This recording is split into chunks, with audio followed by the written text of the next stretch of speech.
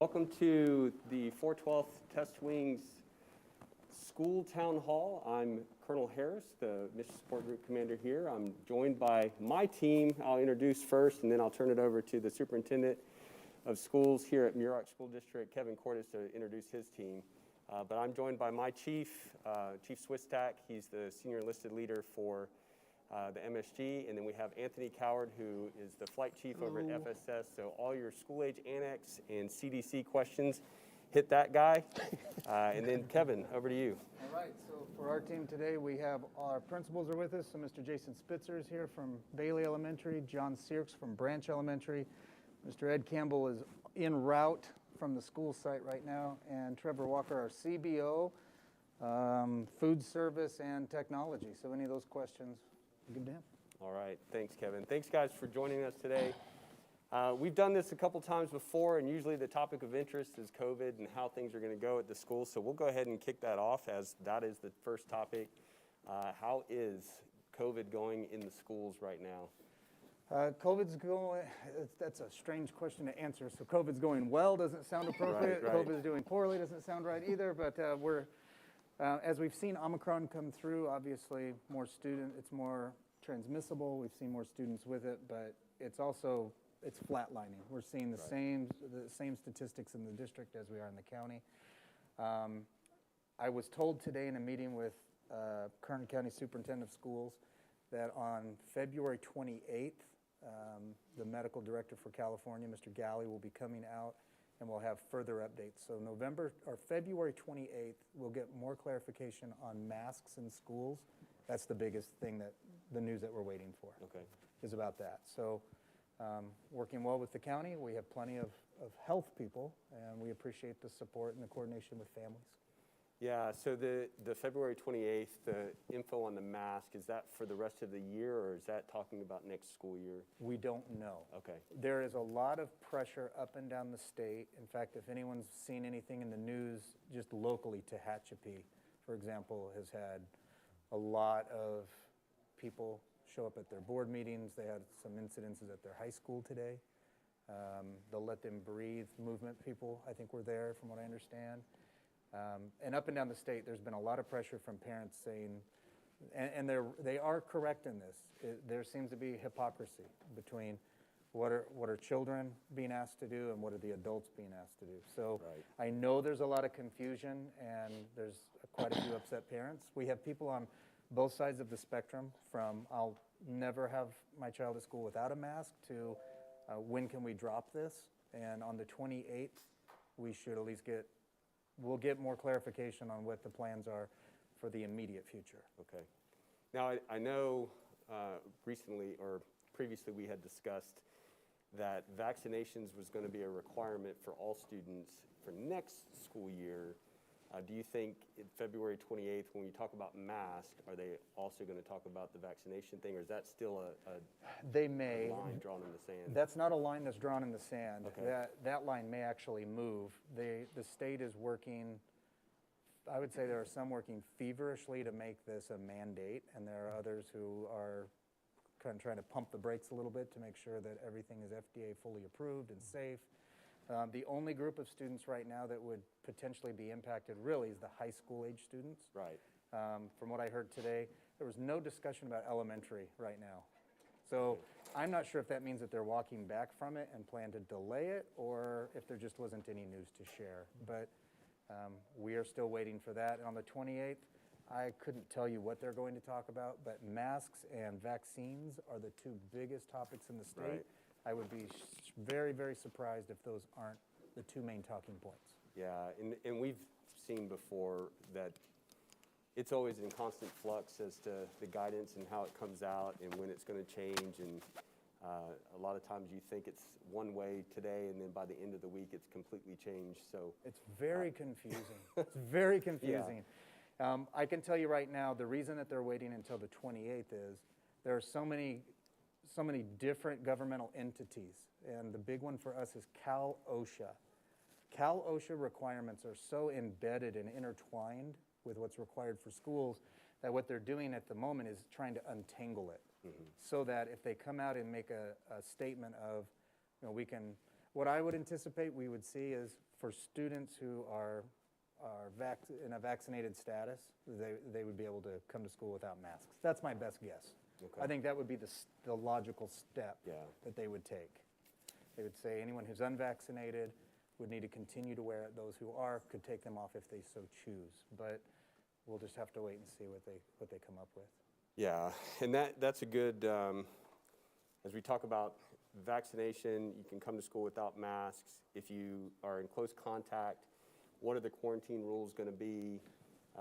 So one of the things that we've been asked to do, and this is current right now, is to coordinate with our school age annex to make sure that we are lockstep with the school on what's being told to parents for how long they need to quarantine. And I know, Anthony, correct me if I'm wrong, you guys are working on a policy memo. Yes, sir. To send out to families to make sure that we are in lockstep and we're given the same information across. Yeah, that memo was completed today. So we will be sending it up the chain for like that final approval, and then we'll get it out to parents hopefully by Monday. Okay. So we can, kind of lessen the confusion on what CYP is doing across the board in regards to quarantine policy. Yeah, so I know there's been a lot of confusion out there for those of you that are listening right now. We understand that, we get it.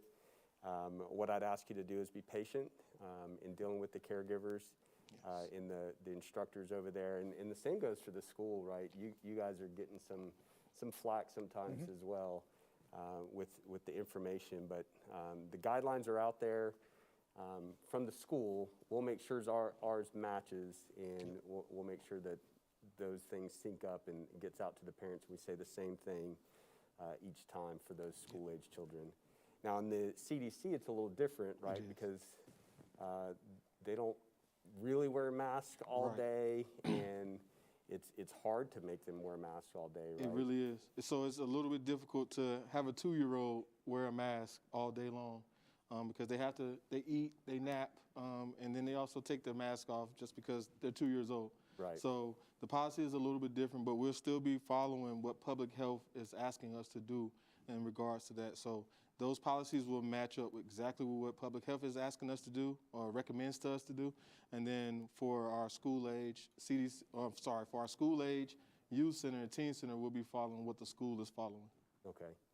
Now, I don't want to get hung up too much on the COVID policies and all that. I know people will probably have some other questions that we might not have answered, Chief. So if they come in, we can get to those later, because we have a bunch of other stuff to talk about. So I'd like to get to some good news kind of stuff and some partnerships that we've talked about. So before I do that, though, because we're coming up at the end of the school year, what's the summer look like for any opportunities at either the high school or any of the schools for the kids? Or is there any summer type opportunities for kids? So we'll offer summer school programs. I don't know about elementary school right now. Our biggest thing is for high school students to be able to do any credit recovery where they might have struggled. Also, Mr. Campbell will probably talk to this a little bit, but in looking at the master schedule for Desert, they are going to build a more intelligent master schedule. Not that it hasn't been, but you try to always improve on what you have, and making adjustments to the master schedule so that students who get jammed up in their course selection because it's a smaller school could have flexibility in the summer or in a 0 or 7th period, like before or after school, to be able to take certain classes so that it opens up their schedule to take more advanced coursework. Okay. So I'm sure that he'll talk about that more, but that's a big piece of what will happen. We will be offering, we anticipate to offer childcare like we did last summer for anyone that would need that as well. Trevor, do you have anything to say about that? Yeah, it's we understand there's a need, and that's sort of been our philosophy. Is we don't really step out ahead of that. What we're looking at is if there's a need for that, then we'll come in and provide that support. And we're sounding like we're going to have that need, so we're in the process of looking at the summer program. Right now, the thing for sure, we have extended the after-school program we have right now through the end of the school year. So that's going on through the end of the school year, and then we'll give you more information when it comes to the summer programs as we get a little bit closer. It is February, I'm told, still, so summer is a little ways away. So we'll we'll finalize that and then give more information. But if any family's teetering and whether or not that's going to make or break something, expect a program to run. Awesome. No, I appreciate that. And I bring it up because, and I'm glad you brought up the child care. I bring that up because School Age Annex switches over from a school year to a summer program. Right. And although they send out memos, some of it gets lost in translation for some parents out there that will not understand that they need to enroll into the summer program. It's because the school year's over, so it's a different program. So I'm sure at some point soon you guys will be sending that. Into April. End of April, we'll be sending that notification out. So be on the lookout for that. Understand that it is a different program. You need to enroll in that and sign up for the summer program. And whatever Anthony can't handle, that's when we'll know the need that Muroc can possibly offer. I talked a little bit, I mentioned briefly about some good news stuff, and we partnered with the high school on the Desert High Structural Maintenance Awareness Program. This is a really good program for, basically it's a job familiarization for some select students to go work in our maintenance shop and learn about aircraft, aviation sheet metal and machine shops. Have you gotten any feedback, Mr. Campbell, on how that's going? It's been well received by the kids. I remember the first time we took them over there, they were in shock.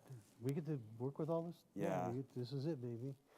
So, and remember, that's the hands-on component of, right? We have the educational component at the schools through Mr. Kirkley. And so we've kind of got both of those pieces going on. So a true CTE program. And of course, hardly can wait till we get into the new building. We get to play with all the toys over there. But I know it's been well received, and I know I've talked to Mr. Van Norden several times. So it's not just on the kids, it's on the adult end too. So the people that are offering us help with that, they're happy. So I think that's a good thing. And hopefully next year we can expand it to more kids. Yeah, I think our maintenance shop is looking forward to further collaboration to help with your A&P program.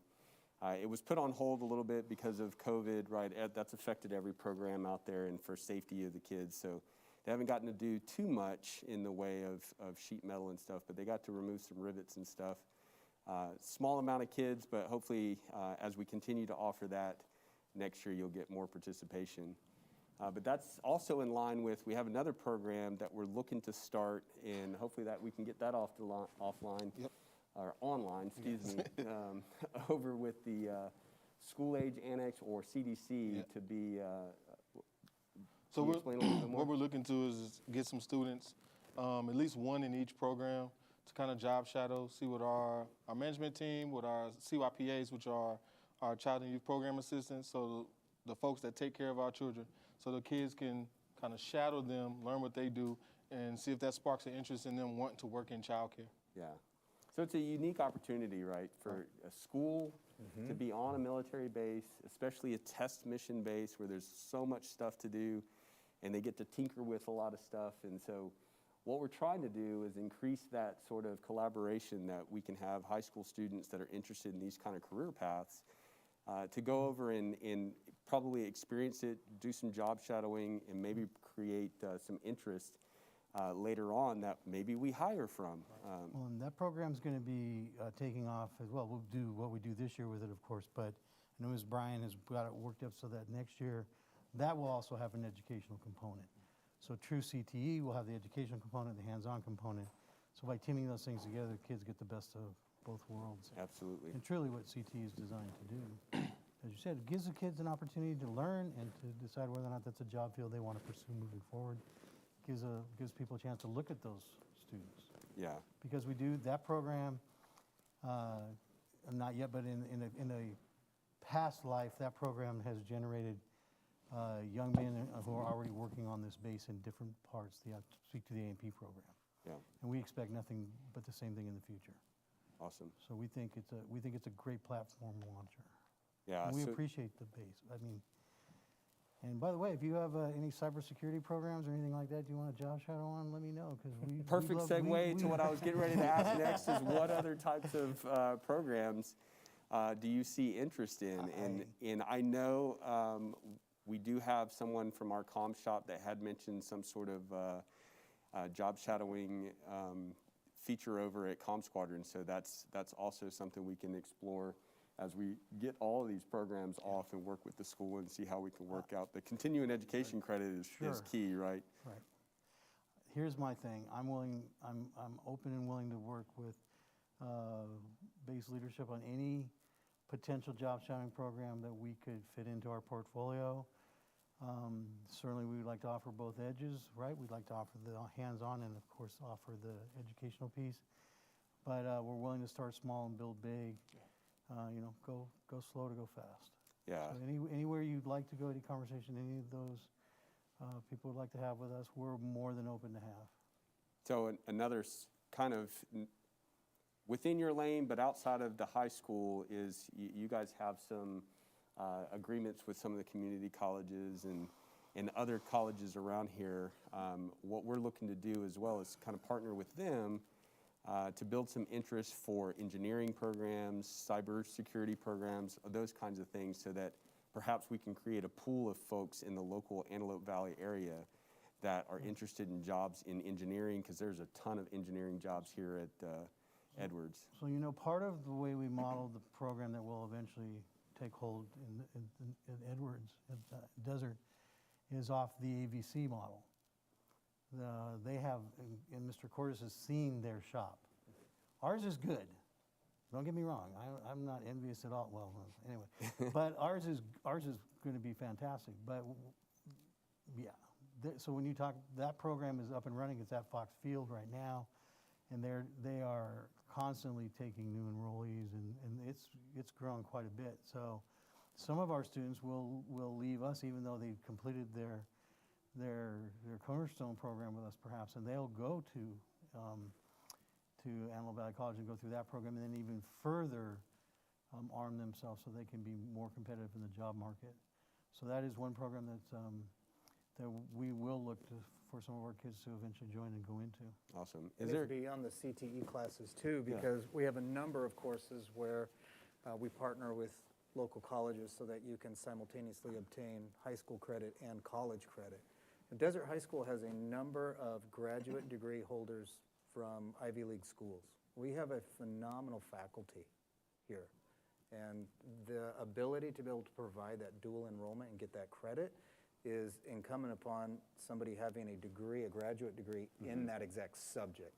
So what we find in education is if you're a math teacher, you rarely go get a graduate level degree in mathematics. In education, you wind up getting it in administration or some other thing. And universities and colleges want it to be specific too. So thankfully for us, we have a number of our faculty members who actually did get graduate degrees in their selected field as well.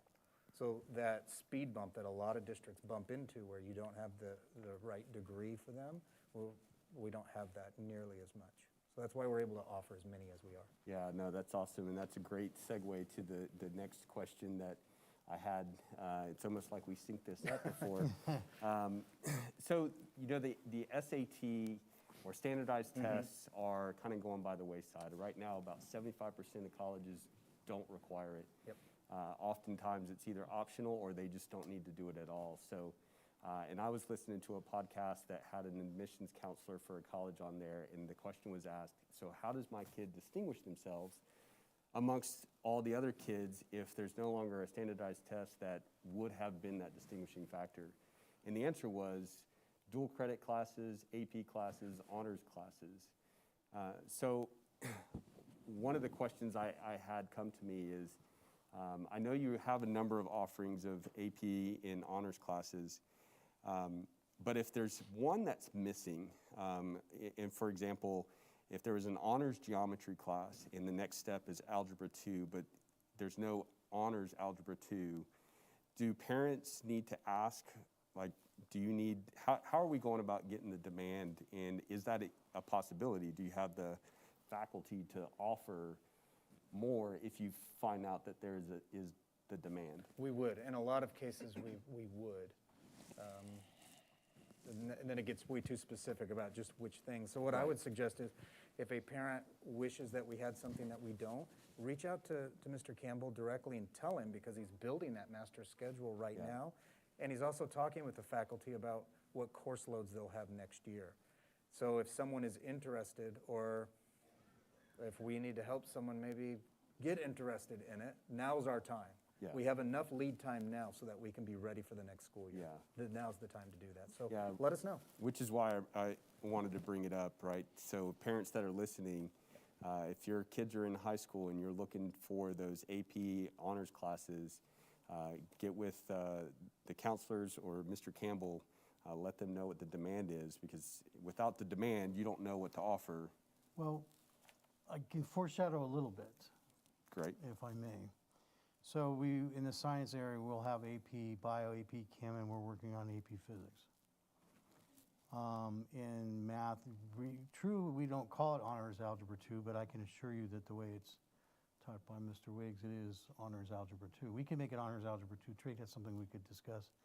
If we could, if we could make that work, perhaps down the road. Certainly something that would be on the board, but we have a pathway for like an honors geometry student that would start honors, that would take that class in 9th grade, which puts them in perfect trajectory for UC school down the road if they follow that way. That's why we're offering the AP Science. So we've got the AP Math, we've got the dual enrollment in junior and senior English. We've got, and of course, we've got the AP classes in math, AP Calc, and we're looking at potential down the road of AP Statistics. Okay. So to give kids a diverse lane, here's the thing. We're going to put together a master schedule that's going to be leveraged, locked, and loaded and ready to go, depending on which pathway a student chooses. What we're going to ask is that students can at least complete the A through G requirements to go to college. Whether they go or not, that's up to them. They can choose to go a different pathway, but if you've got it, you've got it. You've got it, you go off and join the military, come back after and go to a community college. Who knows? The point is to open up the doors and leverage things to our greatest ability to give students the opportunity to compete. But this is one thing I will say now. I've said it to Mr. Cordes.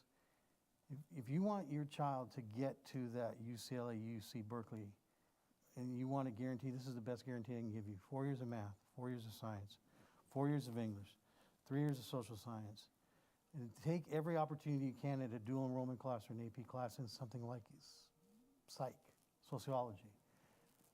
That's the way you distinguish yourself, and then choose a leadership pathway, either ROTC or through ASB, or maybe a combination of both. And certainly, last but not least, Spanish, 4 years of Spanish couldn't hurt. So if I was sitting down with a parent and they were trying to map out that scenario, that's where I would start. And then bolster it with whatever electives. That would be A through G electives, right? To create the greatest 4.3 GPA you can create with the breadth and depth of all those subject matter areas. Yeah. That's what I would recommend. Awesome. As we talk with universities and try to find out what do they need us to do for them, right? Who do you want? What student do you want us to deliver as best we can? What we hear more often than not nowadays is we need someone who is sociable, who looks someone in the eye, who is going to be part of the campus community and make the university a better place, to give us a legacy, to continue to grow what we have. So at a school like Desert High School, the last thing I would say, I'd echo what Mr. Campbell said. One of the beautiful things is we don't cut anybody from a sport here. If you join a team, you're on the team. I can't guarantee you play time maybe. You know, if I'm on the basketball team, they're probably not starting me at center, but that's all right. I can still be on the team though. Right? And we've got our former ASB advisor sitting here. I would imagine he's going to continue to nod as I talk, but there are a number of not just because he works for him and I'll fire him if he doesn't agree, No. but there are a number of opportunities for students to serve in school government. With ASB, there are 6 classes between 7th and 12th grade, all those class presidencies. There's so many opportunities to help yourself to stand out. And at a smaller school like Desert, you can put things on your transcript, on your resume to that school that many other students can't. You can get a real breadth of experiences.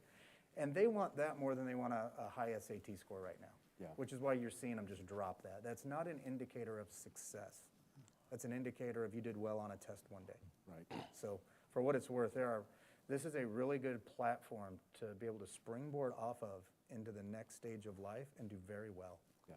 Well, and if I may, Mr. Spitzer actually has offered us the opportunity for our National Honor Society kids to go over to his site and work with kids over on his, and it's been well received, and it's something that's, you know, who knows, we might move into a peer mentoring situation down the road. I think the possibilities are endless. I think the key is to keep the doorways open and the pathways lit. As I meet with superintendents up and down the state, Colonel Harris, what I'm hearing is people are very happy and proud, and they should be, that they're able to retain what they have, and they're talking about, they're excited to bring back what they've had to postpone. We're one of the rare places that speaks about, not only have we kept everything, but we've been adding all along. We've actually been growing through COVID, and many places have just been holding on, and I don't mean that in a disparaging way. It's just, you do the best you can, and our best has been able to not only hold on, but improve as we've gone. Yeah, it's been great. Sorry, there was a little comment you talked about National Honor Society, and I know I got a question from a parent on when and how that's working out, because I've not heard of induction ceremony or anything like that yet. I want to say the induction ceremony is coming up shortly. Okay. There were letters sent out to those people those students who were deemed to qualify, thank you. Looking for the word and couldn't find it. And that process has already gone through, and so for this year. Okay. But here's what I would say. If a student was unfortunate enough not to make it this year, they should reapply next year. Yeah. Unless they're senior, obviously, that would be a whole nother conversation. Right. But I don't think that they should give up on that, because again, Mr. Cordes is right. That's something that, you know, when you're looking at a transcript and you're trying to figure out, is this student going to be somebody who, if we bring on our campus, is going to enrich our campus? That doesn't hurt. Right. And so, you know, whether it's 1 year or 3 years of that, it's on there, and it's important. Awesome. All right, those were the few questions to get us kicked off. Chief, Surprisingly, sir, there's been nothing come in. there's Not- no not- questions not coming one. in on Facebook. On Maybe we're Facebook not. either. Are we live? Are we actually live? Maybe no one has questions for us. You're so thorough that you've covered everything. I must have answered all the questions did. already. Maybe so, sir. You just that I thorough. mean, we are coming to it's February. There's still a couple more months left of school. I know soccer just ended for the high school because my daughter was playing, and softball just started, baseball. Baseball, so all the spring sports have started. Yeah. For those that are curious, we've talked about this in our videos, but here we are, so let's make sure everyone hears it. All of the regular traditional end of the year high school type activities, proms and senior trips, graduations that are in person, all of that is happening, Awesome. right? So all of that's going on. We've had several questions about parent volunteers. Give me till at least the 28th. Let's hear what new direction we're given. As it stands right now, for our parent volunteers, we are supposed to be tracking, we're mandated to track their vaccination status as well. We have very, very few volunteers. They're not allowed in classrooms right now. They work in our workrooms, usually at the elementary schools, but we would like to expand that. We've always enjoyed a robust parent volunteer program, and we can't wait for that to get back. But give me till the 28th, and we'll get some more information out. Awesome. We may wind up doing even a special video after the 28th just to clarify any questions. I'll have to just see how big of an announcement it is. Gotcha. And it could be an announcement that says we're not going to do anything this year, and we're going to hold tight and see what happens. So I don't want to get anyone's hopes up. If I could just let everyone know that on the 28th, we'll have more information related to vaccination status and mask mandates for kids. Can we verify the number is on the screen, right? And you're showing me we're live and the number's there. Okay, so if you got a question, please hit us up. I know there was one other topic that I was told was going to be texted in, and I'll go ahead and answer it now. We realized that and this is not a school, well, it's kind of a school issue, mainly actually for Mr. Spitzer. The dirt parking lot across the street is causing some havoc for some families, and that's because there's no true traffic flow, and that's for us. So to answer the question before it gets asked, I have tasked my security forces to work with civil engineering, and civil engineering has tasked their traffic folks to go out and take a look at some options, some traffic flow, to build traffic flow there. And perhaps paving the parking lot, that's a money thing. But we have to, plan for it if that's what we're going to do. And if that's going to be the current structure of blocking off the street in the morning, we got to figure something out, because a couple folks, Anthony included, had to grab his kids and pull them out because a car was coming down. So it's an issue we're aware of, and it's an issue that we'll try to work with the school and make sure that we come up with a good flow traffic plan. Please tell me that we're getting rid of the dirt parking lot for the new high school next year. Oh, yes. Okay. I know that's a pain No in your dirt. butt right now, with all the students parking up there, and parents trying to drop off, and parking in Yeah. buses and all of that stuff. So I understand there's some talk out there for that, but There's a lot of angst in the community, and to Mr. Campbell's credit, let me say this. If I've been watching this for years, it's not everyone. It's like most things in life. Yeah. 95% of everyone does it perfectly, but that 5%, I personally would rather have 1,000 people yell at me over restricting traffic flow, and this is an ignorant idea and whatever, than to have one painful conversation about why didn't you keep my kid from getting ran over. yeah, We literally see people driving upwards to 35 miles an hour in the dirt area alone. Yep. They are flying, and I don't understand the disregard that 5% has, but I will not tolerate it, fully support what Mr. Campbell's doing, and until everybody gets on board and the 5% act like the 95 and quit being ignorant, and you're being ignorant, we're gonna keep this just the way it is for the rest of this year if we Yeah. have to. And real quick to say, so we, obviously, newer schools, and we spoke to, I don't know how many people as to what the best parking lot you can build is. And the answer is, it will never work because people are involved. We've done our best. We've done the flow patterns that are supposed to be the safest. But always, if you have someone that wants to go 45 in a parking lot, that's the problem. And it's not necessarily the parking lot's design. We just need everyone, just be respectful, be mindful, be on time. And you know what? I heard, and I'm going to quote security forces a little bit. We were chatting the other day when we were dealing with something else.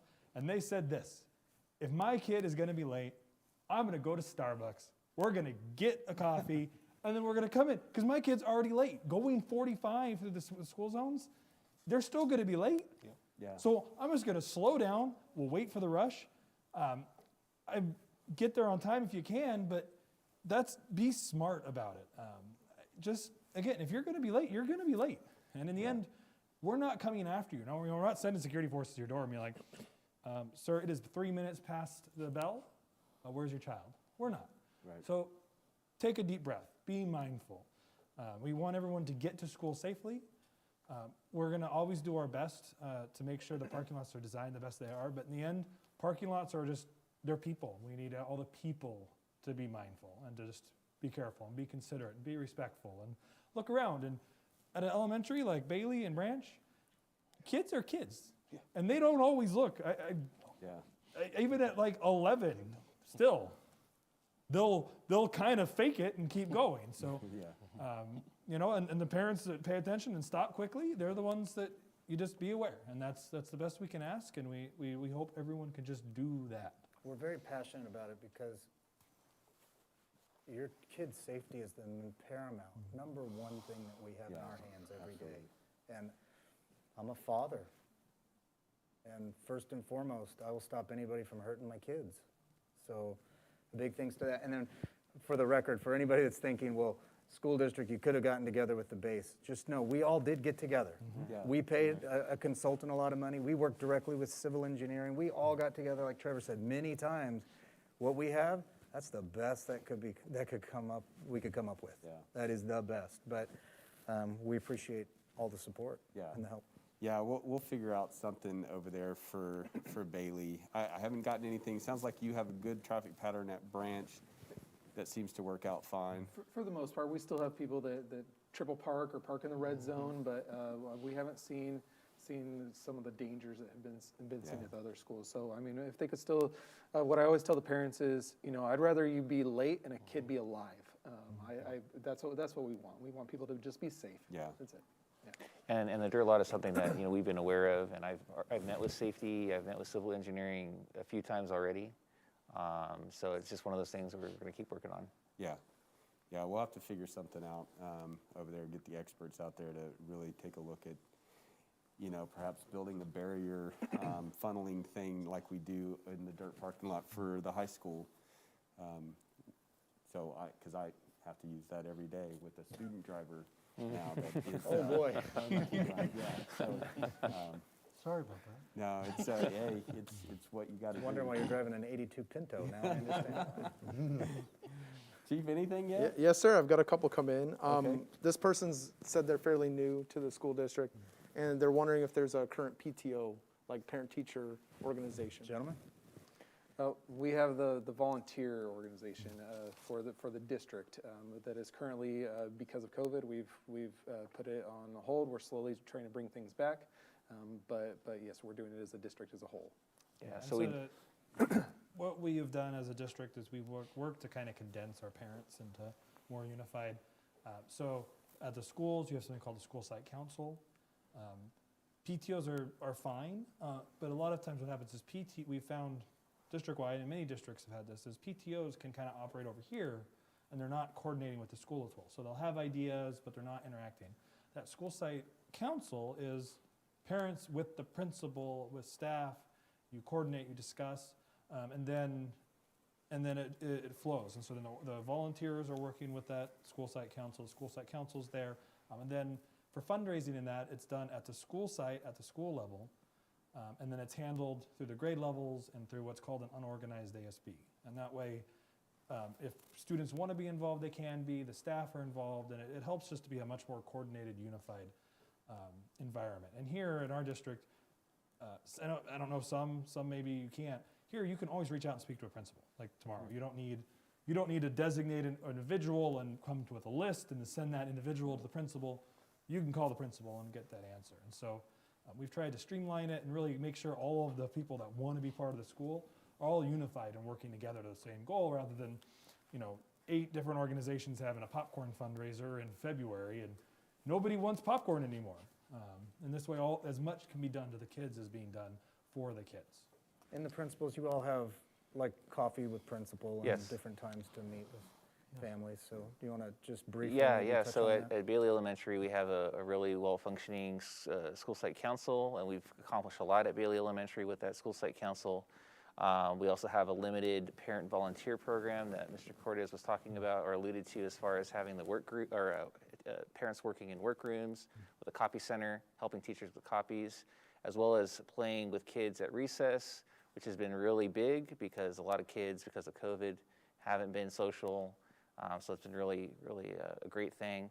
And then we did our first coffee with the principal a few weeks ago at Bailey Elementary, and it's something I want to continue to do moving forward. So we had our first coffee with the principal in January. We have another one coming up March 2nd. Actually, it was at school site council right before I came here. And so we're fully loaded. We are in the embryonic stages from the standpoint of it's a lot of setup this year. It's a lot of making sure we have the right bylaws and everything, so the council will function moving forward. We had a parent that came in today, who sat through the school site council and asked some questions and participated. Really good. Same thing with coffee with the principal. And coffee with the principal is, everybody runs it different. I run it with no agenda. There's no script. I walk in there and I have no idea what any parent can show up. I have no idea, right? So, and I like it that way because then I'm not coming in there trying to sell anything or pump anything up to the parents. I'm just coming in there, so how can I help you today? Yeah. Which I think works a lot better. It's more, it's not formalized. It's just, I don't even show up in a certain tie to that thing. I just show up and here we go, let's go. Yeah. So I think parents like that. I have my school site council. I don't do coffee with the principal, but I'm absolutely open to talking with these guys about getting that going. But parents that have been around, they know me that I'm very, very easy to reach, very easy to get a hold of, easy to talk to. Come on campus. I'm happy to meet with you. And then for our new parent, I would say once COVID restrictions lighten up for us, Historically, when I was the principal at Branch, on an average day, I would have 40 to 50 parent volunteers every day. And I would anticipate we'll be back at that again. And I know maybe even more, because we have a lot of parents that are just clamoring to get in there and help out, right? They just want to be in there. So as soon as we can open the floodgates, I'll put the word out, and we'll have you come on down and partner up with us. Awesome. Chief, what else? Yes, sir. One more came in. Can you talk about any plans to expand or for expanding TK, Tango Kilo? I'm not sure what that is. So next year. No. Okay, next question. Yeah, no, that's a really good one. You'll see in California, they are increasing the number of students. They're relaxing the rules so that younger and younger students can get in. So not only will we see more students that will be able to get into TK, there's also universal pre-K. So we get into preschool as well. So we're currently looking at exactly how that's going to be funded from the state, what is going to be required of school districts to provide. And now we also have to look at facilities. They get very specific on how those facilities are supposed to look because, little bitty people. Right. So thankfully we do have a brand new school, but when you add a second or a first or a second additional grade level to any school, you've got to take a look at your housekeeping and where we're going to put everybody. So we're tracking that and working with the state on how we'll implement. Excellent. And that's all I've got. That's There's it. nothing else So to let me do a plug while we're waiting for, because I know you guys are hiring, Anthony's hiring. Always. All right, so let's plug school age and CDC. What are you looking for right And so now? we're looking for CYPAs, which are Child and Youth Program Assistants, to help with our everyday care. So at the school age center, youth center, teen center, CDC. CDC is all day care for 6 weeks to 5-year-olds. And then at school age, our annex, which is right next door to the CDC, which is our school age kids, so kindergarten to primarily 9, 10 years old. And then our youth center, which houses the open rec program, sports, instructionals when we started back. That's for 9 and up. And then our teen center is 13 and up. So we're just looking for providers, people that can pass background checks and come supervise our children when we have care. So CDC is all day, school age is before and after school care, so is the youth center and teen center. Yeah, So- we always get a question on capacity in our wait list Right. for CDC, right? And that's the biggest, number one Yes, sir. issue is the amount of caregivers. Yes, the more caregivers we have, the more space we'll have, and that's the more care options we can Right. offer to our community here. Absolutely. And so please apply. Yeah. What about the school district? Always have positions that are open.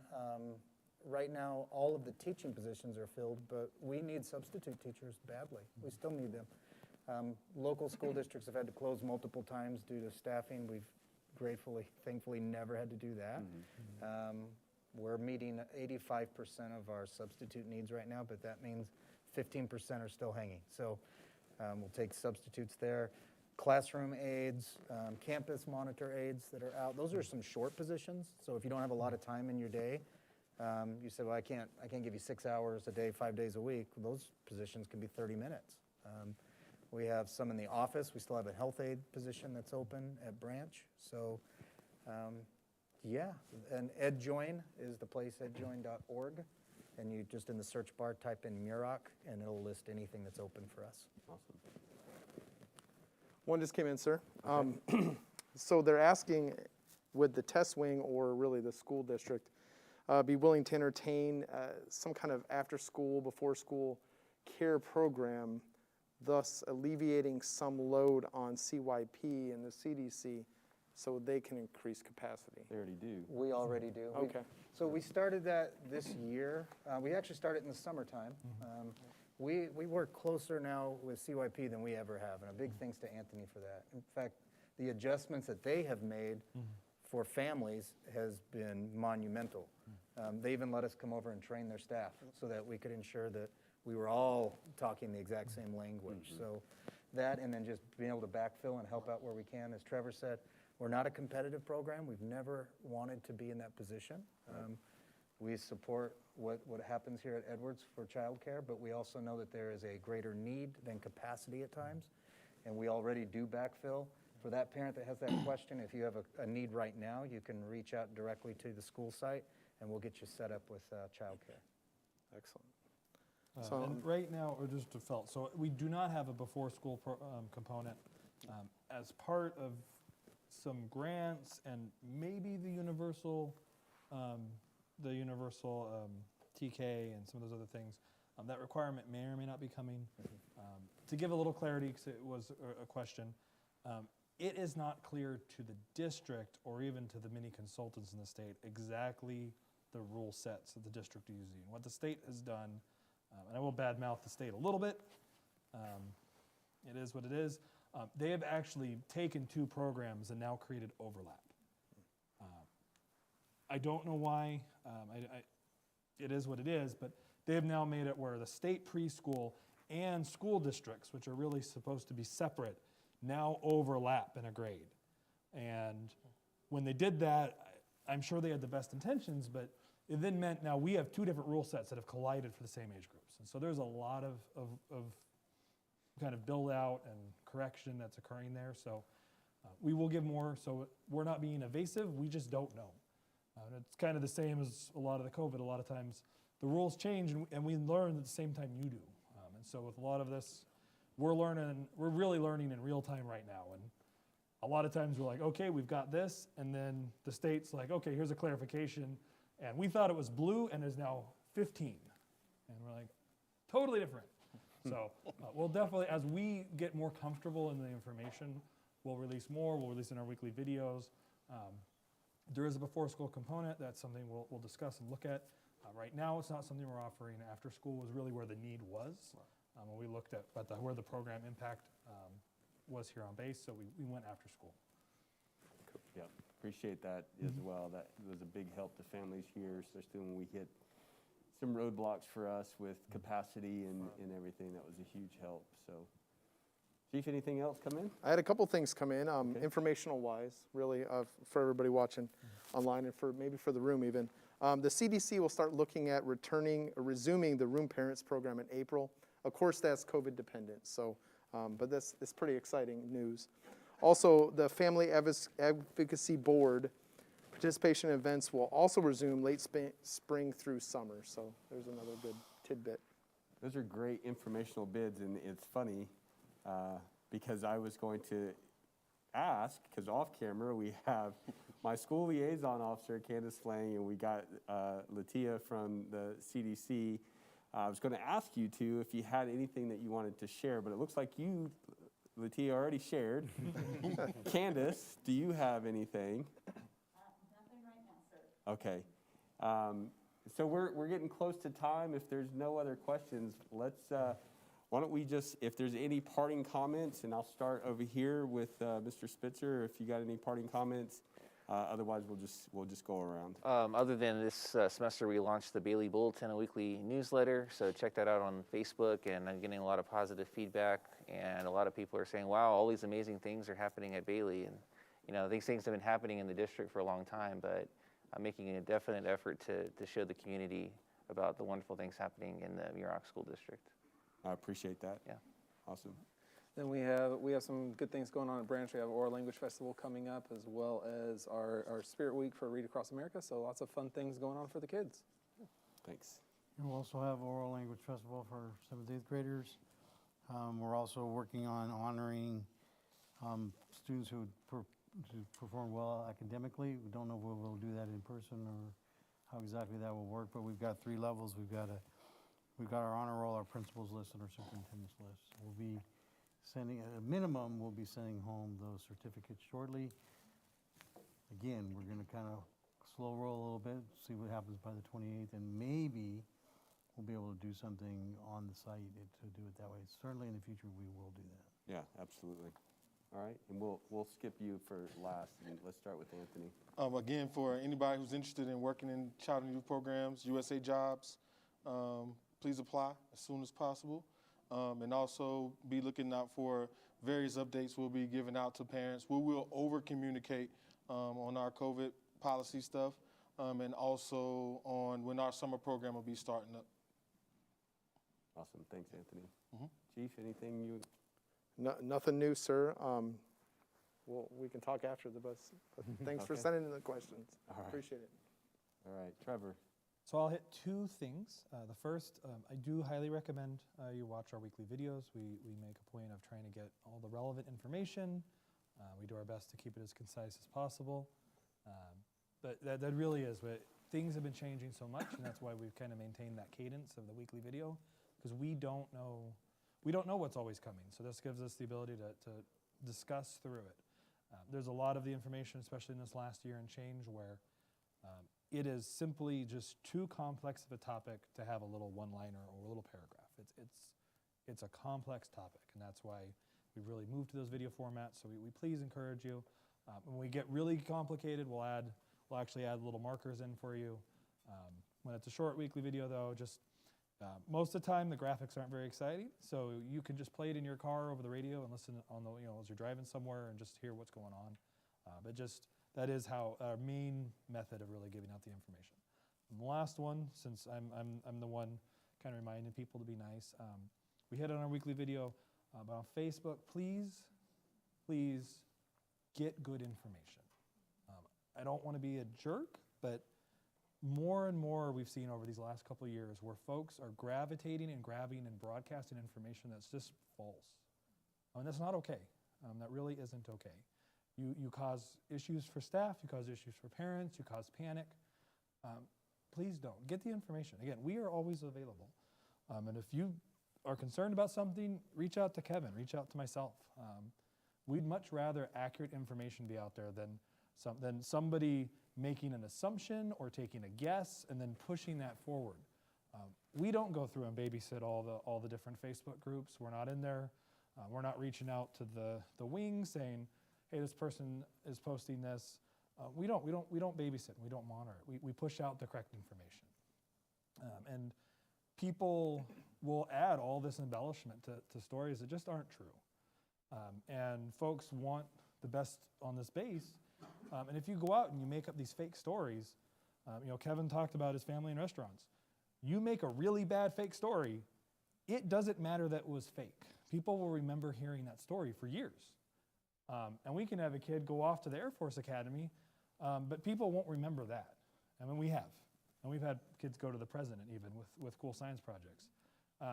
What they'll remember is this story that didn't even happen to be true. So please, before you go on and you post something on Facebook or whatever platform of choice, reach out, get the real information. If you want to share real information, I mean, obviously you shouldn't be sharing information about other people's kids, but here's my story, what happened. As long as it's true, that's a fact, and that is what it is. And maybe it's something we have to address. But when you're making an assumption, you're not helping anyone. You're just potentially causing harm to others. So please be mindful and be considerate of others. Thanks for letting us be here.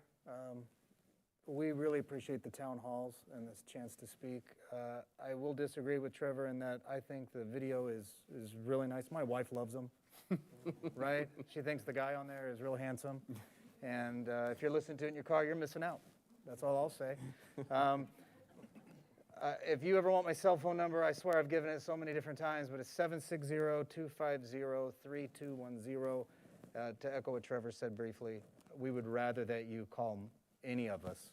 If you can't get a hold of anybody else, call me before you perpetuate a story that could be damaging to the reputation of both the installation and the school district. And that's not what we want. We want the truth to prevail. And the truth is, even in these difficult times, things are good. Things are really good. Yeah. We're growing, we're expanding, we're offering more than we ever have. Construction is just amazing. We're still on track. We talked about in our last board meeting. Desert may open later than we had hoped. We're still hoping to get in there in the summer. But with COVID, quite honestly, and materials, there's certain materials that are just so hard to get that if you can't finish the school, you can't move into it. Right. So we may not be looking to be completely finished until September, something like that. Okay. So I don't want to throw a panic out there to anybody, but I don't know why we would. We have a facility that works. It's a good Band-Aid at the moment, and we'll get Desert finished up correctly and completely and we'll move in the right way. Yeah. So thank you again for this opportunity, and we always appreciate being here. Yeah, appreciate it. And I'll make one last plug for the Edwards Air Force Base app. If you want some information on what's happening in the wing, to include getting information from the school, because their links are there as well. School Age Center, CDC, you name it. Go to the one app to rule them all, the Edwards Air Force Base app. Download it if you're new. Use it. And then last, as always, it's great to have a great partnership with the school. I appreciate you gentlemen for always being responsive and coming out and working with us and showing up for these town halls, giving some more information, even though I know you already do videos and stuff, but this is a great venue for some of our parents to see the partnership that we are working closely hand in hand with both our school age annex and then General Heiger's Priority Zero